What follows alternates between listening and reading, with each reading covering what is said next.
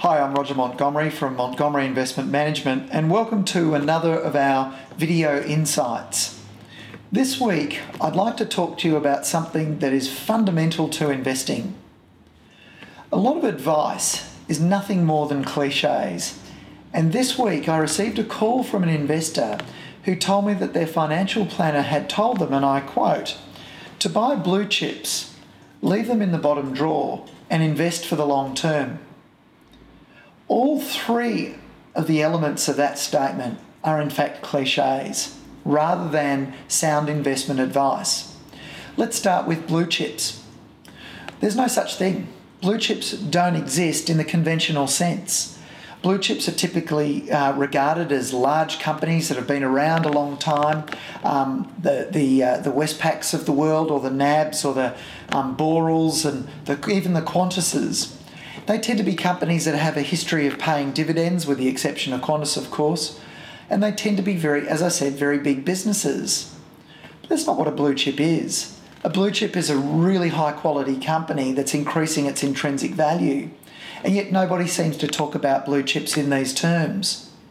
The other part of the recommendation was to put things in the bottom drawer. These days, in a small economy with only 22 million people, no investor can afford to just leave things in the bottom drawer.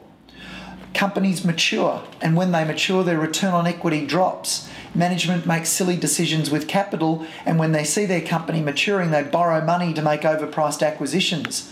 You simply can't leave things in the bottom drawer anymore.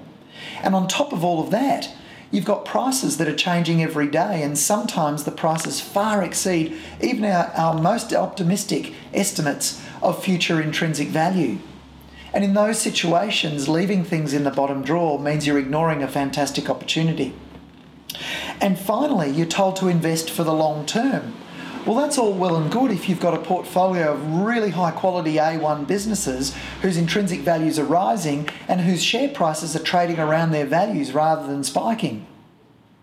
Unfortunately, most investors have bought the blue chips in the conventional sense, and if they invest in those for the long term, they're going to do poorly. Think about someone who invested in Telstra 10 years ago, or Boral, or Lend-Lease, or Leighton's, or even National Australia Bank. Those businesses haven't increased their intrinsic value for a decade, and their prices in most instances are lower today than what they were 10 years ago. Buying blue chips and investing for the long term is a cliche, not investment advice.